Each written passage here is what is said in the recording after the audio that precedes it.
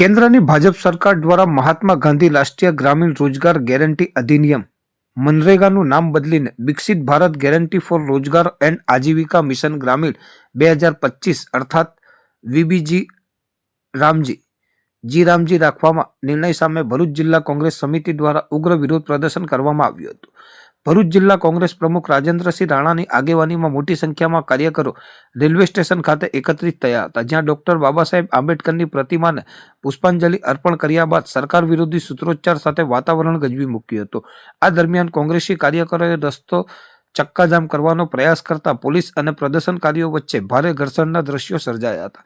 આ વિરોધ પ્રદર્શન અંગે ભરૂચ જિલ્લા કોંગ્રેસ પ્રમુખ રાજેન્દ્રસિંહ રાણાએ સરકાર પર આકરા પ્રહારો કરતા જણાવ્યું હતું કે ભાજપ સરકાર યોજનાઓનું નામ બદલીને રાષ્ટ્રપિતા મહાત્મા ગાંધીનું અપમાન કરી રહી છે। તેમણે ગંભીર આક્ષેપો કરતા ઉમેર્યું હતું કે માત્ર નામ બદલવા પાછળ સરકારની મેલી મુરાદ આ ઐતિહાસિક યોજનાને આવનાર સમયમાં રદ કરવાની હોઈ શકે છે। વિપક્ષનું માનવું છે કે નવું બિલ લાવીને જૂની યોજનાઓના પાયાના કાયદાઓ નબળા પાડવાના પ્રયાસો થઈ રહ્યા છે।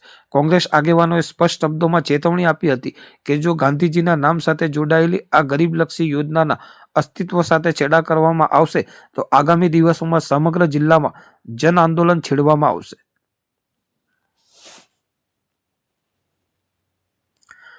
આ પ્રસંગે મીડિયા સાથે વાત કરતા કોંગ્રેસના જિલ્લા પ્રમુખ રાજેન્દ્રસિંહ રાણાએ જણાવ્યું હતું કે કેન્દ્રની ભાજપ સરકાર સતત મહાપુરુષોનું અપમાન કરી રહી છે। જે મનરેગા યોજના ગરીબો માટે આશીર્વાદરૂપ છે, તેમાંથી પૂજ્ય બાપુનું નામ હટાવવાનો નિર્ણય સદંતર અયોગ્ય છે। અમે આ નામકરણનો સખત વિરોધ કરીએ છીએ અને આ લડાઈ ગરીબોના હક માટે ચાલુ રહેશે। સન્માનીય મનમોહન સિંહજીની સરકાર 20 વર્ષ પહેલા કેન્દ્ર સરકારમાં હતી, ત્યારે 20 વર્ષ પહેલા મનરેગાનો કાયદો પસાર સર્વસંમતિથી સંસદમાં થયો હતો। ત્યારે આખા દેશે વધાવેલો હતો, તમામ પક્ષોએ એને આવકાર્યો હતો।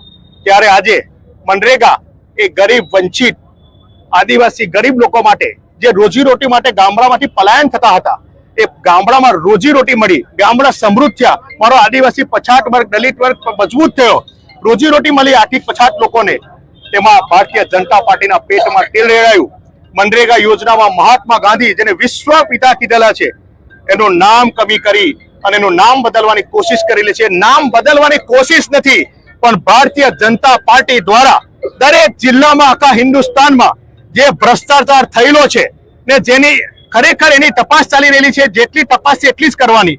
હવે પછી આ ભ્રષ્ટાચાર તપાસની ફાઇલ બંધ થાય, એ કાગળો બંધ થાય, માટે મનરેગા યોજના બંધ કરવાની યોજના ભારતીય જનતા પાર્ટી ઘડી રહી છે। એનો અમે સખત શબ્દોમાં વિરોધ કરી રહ્યા છીએ અને મહાત્મા ગાંધી પૂજનીય વ્યક્તિ, પિતા છે, તેઓ આજે સર્વ વિશ્વને પૂજનીય છે તેવા વ્યક્તિનું નામ બદલવાની કોશિશ કરી રહી છે આરએસએસ ની વિચારધારા। એને કોંગ્રેસ સાખી નહીં લે અને આ ભ્રષ્ટાચાર, આજે ભરૂચ જિલ્લાની વાત કરીએ તો ભારતીય જનતા પાર્ટીના આગેવાનોના એકાઉન્ટમાં 1 કરોડ જેટલા પૈસા જમા થયા, એની તપાસ ચાલી રહેલી છે। આરટીઆઈ ની માહિતી નથી આપતા। અમે આંદોલનો કર્યા છતાં પણ એને દબાવવાની કોશિશ કરી રહેલી છે। ત્યારે આ ફાઇલો બંધ કરવા માટે, આ ભ્રષ્ટાચારને દબાવવા માટે આ મનરેગા યોજના બંધ કરવા જઈ રહેલા છે।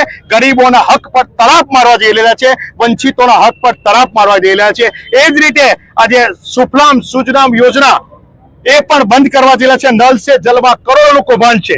એથી ચાલીએ તો નગરપાલિકા યોજના અંદર ટોયલેટ કૌભાંડ કરોડોનું છે। આ બધી ફાઇલો ધીમે ધીમે બંધ થાય અને ભારતીય જનતા પાર્ટીના આગેવાનો દૂધે ધોવાઈ જાય અને પવિત્ર રહે એવી કોશિશ કરાવી રહેલી છે। એના વિરોધમાં જિલ્લા શહેર કોંગ્રેસ સમિતિના આગેવાનો એનો આજે સખત શબ્દોમાં વિરોધ નોંધાવી રહેલા છે।